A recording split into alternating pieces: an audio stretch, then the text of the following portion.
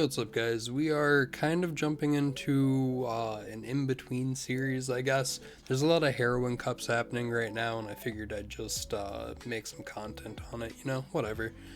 So I'm probably leaning into playing Blue Yellow Nami for the, the Heroin Cups over the, month or so that they're coming, but I'm really into the Thriller Bark Slop, so we had to jam that in. Nami leader, everyone knows what it does. It's about to be real annoying in the meta. Girl promo, on play, draw a card, trash a card, active main, give your leader a Dawn. Really, really crucial for the deck. 2 pudding, hope this card gets banned, but hopefully not until I win 5 or 6 Heroin Cups. 4 Kumasi, just Thriller Bark, 2k counter. 2 Heori. Really, I would like there to be more 2k counters in this deck. I think our count is only at 10, but every card can be a 2k counter for the turn, so 10 is probably fine. 2 Heori though, swap a life, draw a card. Kiku, standard 4/6, plays itself if your opponent's at 3 life. Baby 5, this is basically just a vanilla, but the trigger is insane. Drawing 2 cards is super clutch. I've won games off of this trigger. Hogback, the boy, you can't keep him down. Only 2 Perona. I was kind of surprised when I stole this list off of someone and made some changes. Only 2 Perona. I guess it doesn't come up that much, and you have other cards that you need to play. You also have a lot of 4 Dawn turns, or 4 Dawn characters, so Perona maybe isn't the highest priority. 4 of the new EBO3 Nami, give a Dawn to your leader, then wreck one of your opponent's life. Pretty cool. 4 Kuma, we gotta get the value out of it, we own the playset. 4 Nico Robin, trash a life, heal 2, and then on KO it deals damage to your opponent. This, if your opponent's at 0 and they KO this, it will actually end the game. Kinda cool. Also, trashing the life triggers Nami's leader effect. 4 Gecko Moria, it's just the top end, it heals, it plays the body out. 1 unblockable, you're gonna watch me play a lot of videos where I probably mess this up because you have to be at 1 life. I forget that constantly. It's basically just a trash card. Not a trash card in application, but I almost never win with it. 3 Gum Gum Red Rock. Can't wait for this card to cycle. Honestly, I hate this shit with every fiber of my being, but it's good. It's good removal. It's good for the deck. Then 4 of the Will You Be My Servant Ooh Woo. It just finds anything that's a 2 to 8 cost, which, if you look at the deck, that's everything. Except for the unblockable event, but whatever, we'll draw into it. That's the deck list though, let's jump into some games. Well guys, it looks like game 1 we're going to play into Black Yellow Gecko Moria. Not really that big of a deal. I haven't gotten a lot of experience with this matchup, but I think our removal not being KO based is a good thing. They take second from us, but that doesn't really matter because we were able to find a Nami in our opener. So we're sitting pretty, honestly. I'm not too concerned about what's going on. Opponent is going to drop the Sindri, just dumping 5 cards into trash. We take a look at it. They honestly don't get that good of a selection. Kumasi and a Gecko Moria right off the rip, not to be used again. Very, very clutch, but they do get an Absalon. I don't know how much we care about that. Then something that we don't really see a lot in Gecko Moria lists is the 2k counter Perona. So technically if they bring this back and we draw off of leader effect, we will be in a situation where they can make us discard a card, but we're holding multiple Kikanojos, so I don't really care about discarding them. We draw into a girl promo, which is dope. We discard a Kiku. We're just going to swing 7. Girl promo honestly provides so much value in the Nami deck. It makes it so playable.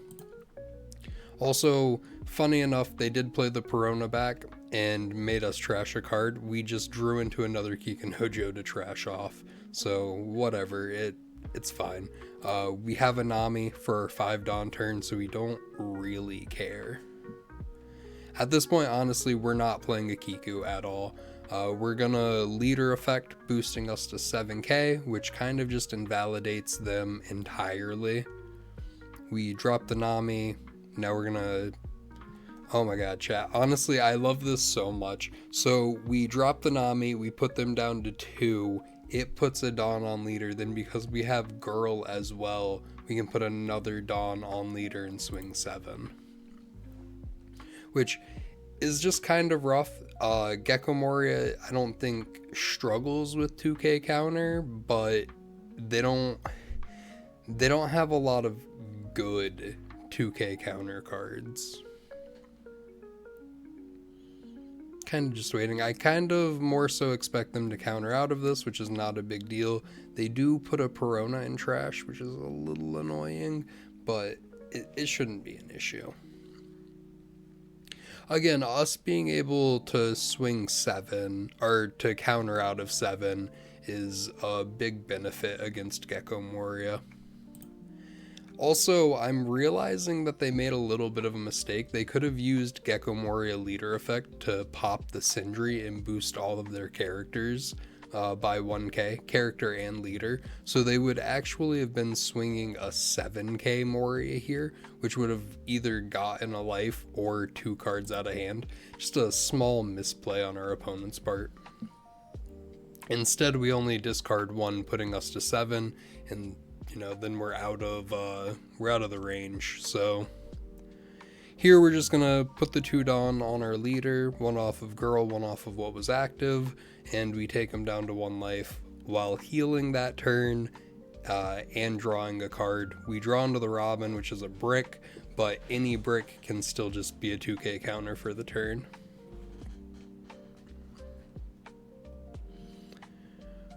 We are sitting at 5 life right now, so we're feeling pretty confident with what's going on.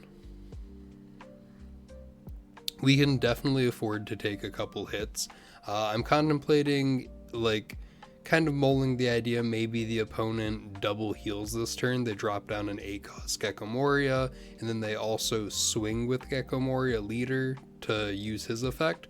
But they end up putting 1 Dawn on the Perona. A little smart because they're trying to weed out multiple cards from hand. So we will leader effect and then give them a Nami. We're going to take this hit. We're going to bring back a Kikanojo off of the Gecko Moria trigger, which is phenomenal. We were kind of hoping for more triggers. That's why we took the couple hits that we already took. Also, opponent kind of in a weird position with only 5 Dawn left.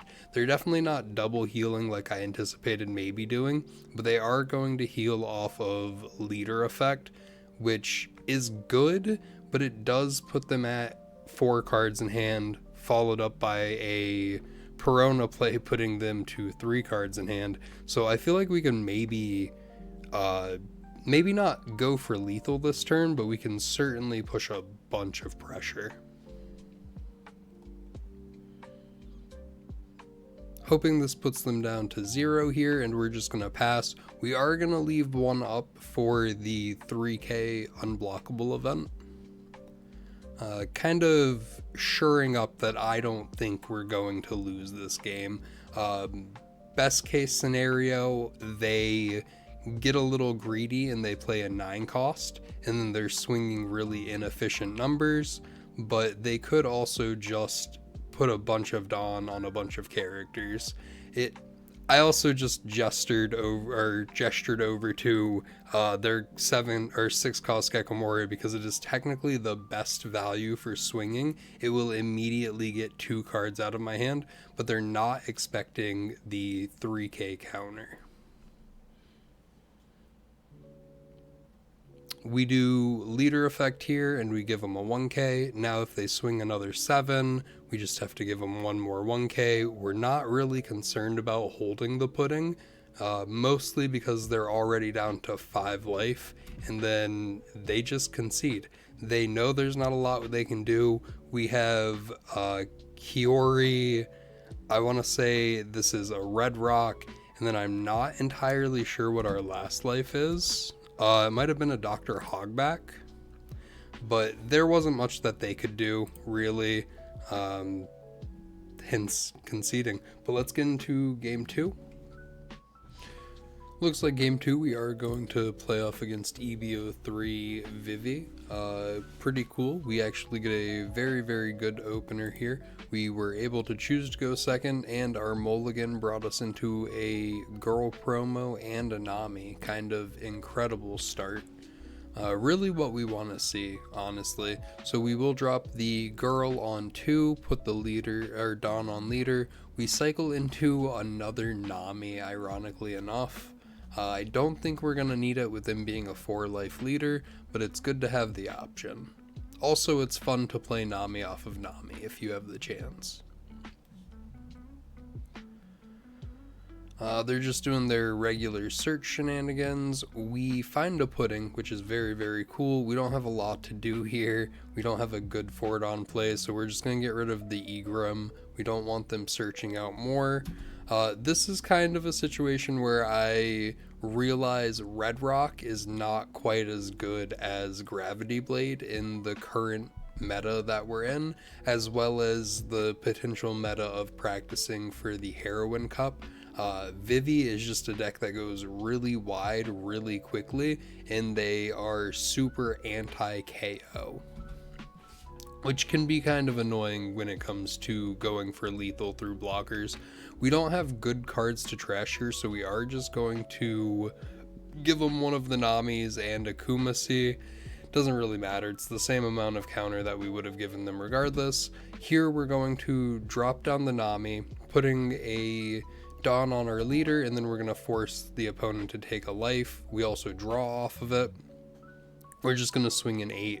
Unfortunately, due to their leader effect, they can just block with the 4k power Vivi blocker and then trash a card off, and there's nothing we can do about it. So that's kind of what I meant when I said blockers can be really pesky for this deck. They're going to swing 7. We unfortunately have nothing to play off of the Kekomoria. They're going to swing 9 here with the Nami, which is very annoying. We're not really seeing the best series of triggers, to the point where we're actually just gonna swing 6 and then swing 7 with our leader after playing the 7-cost Nico Robin. But the cool thing about the 7-cost Nico Robin is it pushes a little bit of pressure, and it makes it where, like, hey, it's a 7-cost, you can't get rid of it, you're not gonna hit me with a Gravity Blade to clear my board. It just gives you a little bit more variance. I think we also leave one Dawn up here in case we need the 3k boost, but off the rip we're going to do leader effect discarding Kikanojo, and then a 1k counter with the girl promo. They swing another 7, we will give them Akuma. I don't feel super threatened or a heavy need to heal right this second. They unfortunately play another Nami blocker. We do not have Gravity Blade in the deck, otherwise we would just get rid of the 2 5-cost 7k body Namis and just swing through the rest of the board. Thinking here, we go Kuma, discard the Brick Nico Robin, and then we play the Pudding. That play was kind of just to obviously remove a lot of the cards out of their hand, but now if they want to do their leader effect, they are going to continue to lose cards out of hand. So I'm anticipating them blocking and then saving one of the blockers, as we now have a pretty clear, or a pretty full board to start swinging into them this turn and next turn. And both of the characters that we're swinging with this turn are kind of annoying to KO. Robin deals the damage to your opponent on KO, and then the Nami flips a life up and plays a different character from your hand. So they're both kind of sticky characters.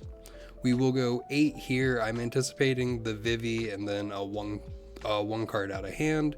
Not the biggest deal. Even when you're swinging in, if they use the leader effect, you're still getting 1 card out of hand, and that is super important. They've also, through the course so far, I believe, given us 2 10-cost Shanks, so I'm pretty stoked to see that. Tenka Shanks, even though we have a board full of kind of sticky characters, Tenka Shanks is really, really bothersome. They do bottom deck Arkuma with the one cost, oh my god, Pineapple Pyrotechnics, maybe? It's basically a Marco event that is the equivalent to Seaquake, but it bottom decks. They will swing 7 here. We are going to discard the unblockable event for leader effect and then give them a 1k. Kind of just anticipating multiple, like, annoying swings here. Also, I don't know if it matters that much, but the opponent could have used their Vivi leader effect on the Kobe to swing the Kobe on their turn to pop the young girl. They didn't, so we're now going to be able to still generate value off of the girl promo without worrying about the Kobe. And they're only at 1 life, so we're not hurting at the moment. We will swing a 5 with the Perona. This is mostly just to either get the free Nami block out of the way or get a single card out of hand. We're really just trying to push to get cards out of their hand right this second so we can set up for a lethal turn next turn.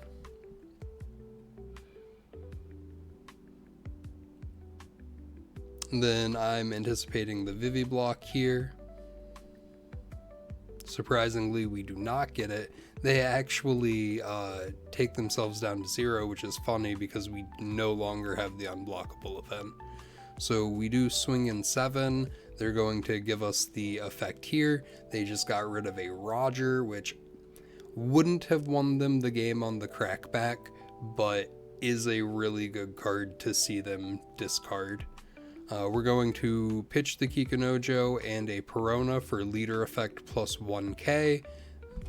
And this is what I mean. They could have done this Kobe swing on the previous turn into our leader, forcing us to trigger leader effect to get out of the swing, but also removing the young girl. The fact that we were able to drop the Gecko Moria, swing 5 with the pudding, and then still also swing 7 with our leader is kind of a big deal. It's very inconvenient for our opponent. We will take this. We're just going to play out the Perona. We're going to freeze their blocker Nami.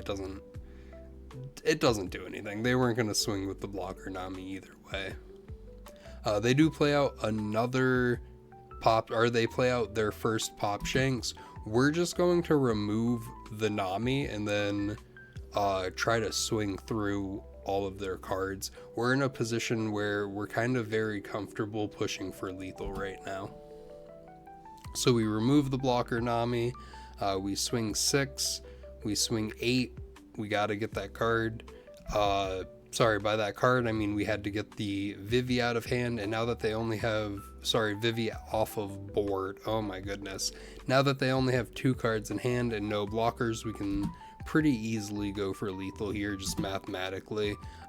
Looking at their hand, it seems like I can't remember for sure, but they either saw all 4 Shanks or 3 of them, which is kind of insane. But this was a really interesting game, and I'm glad I got to play into Vivi. It really kind of like shures me up in the thought that Gravity Blade is probably better for the Heroin Cup.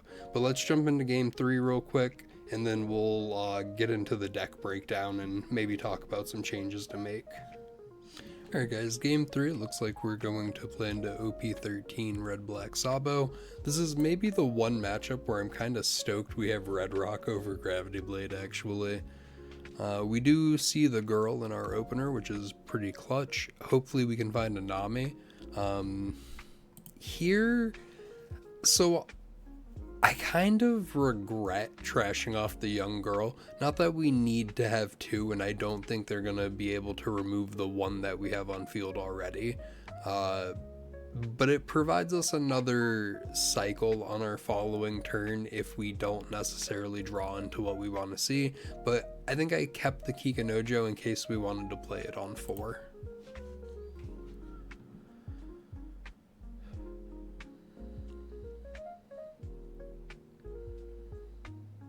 We're just here gonna discard the Kikinojo, just a brick out of hand. Luckily we draw into the Hogback, which is pretty cool, and then we're able to swing 6 after adding the Dawn with the girl. They do, so this is interesting, they play out the 4-cost Sabo, which obviously makes itself an 8-cost and a blocker, and then with leader effect it's a 7k. But it's really interesting because they don't yoink the life here, which I think they maybe should have to swing 7.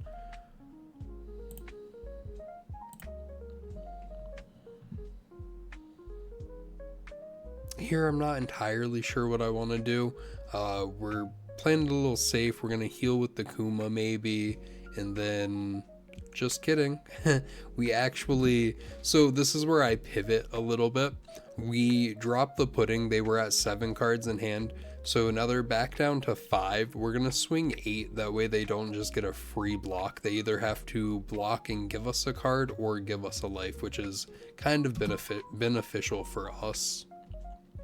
They do opt to give us the life, which is good. We're kind of not necessarily starving them right now, but we are trying to deny them of some resources a little bit. We will counter out of this with leader effect and a Perona, and then we will take this one, drawing into another Kuma off of life. We're kind of up here. We're just going to remove the Sabo immediately, and then go 6 Hogback, and I believe 6 with leader. Oh, we go 7 with leader. This is just to get a 2k out of hand. We're really trying to whittle down their resources more than aggressively going in for life. They don't have much that they can play out off of the dragon, at least not much that's super viable. So we will take this, we'll hold this red rock. Again, everything that they play makes itself an 8 cost. So Gravity Blade would have absolutely no use here.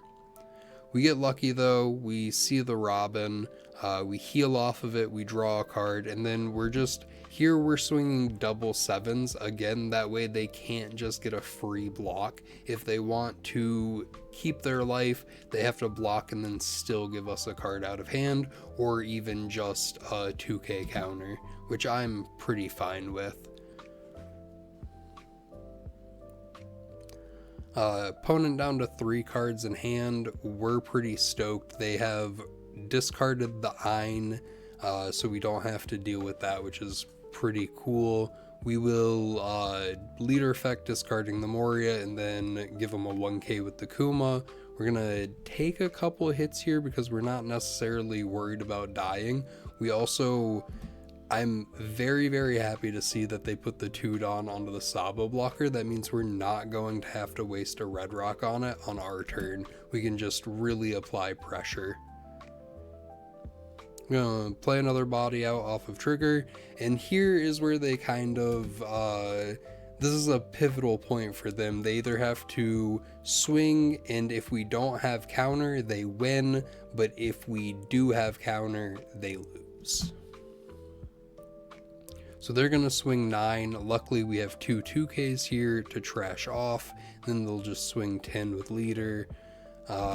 We gave them the 2 2Ks on 9 instead of like holding out just in case we didn't get counter out of life. They could have put the 1 Dawn on the dragon and swung 11. And even though our last life was a counter card, it could have not been. So here we're going to swing 8.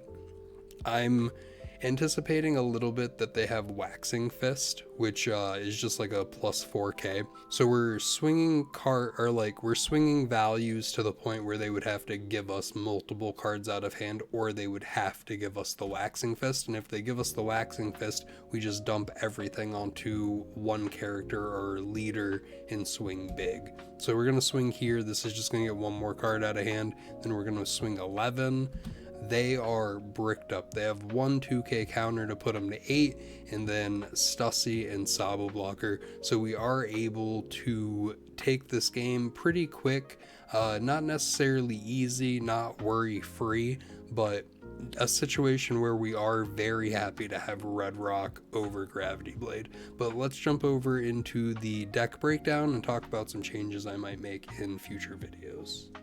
So overall, for the first couple games that I really got to play with Nami since we got EBO3, I like the list a lot. It seems pretty consistent. One cost search event usually finds you what you need, which is cool.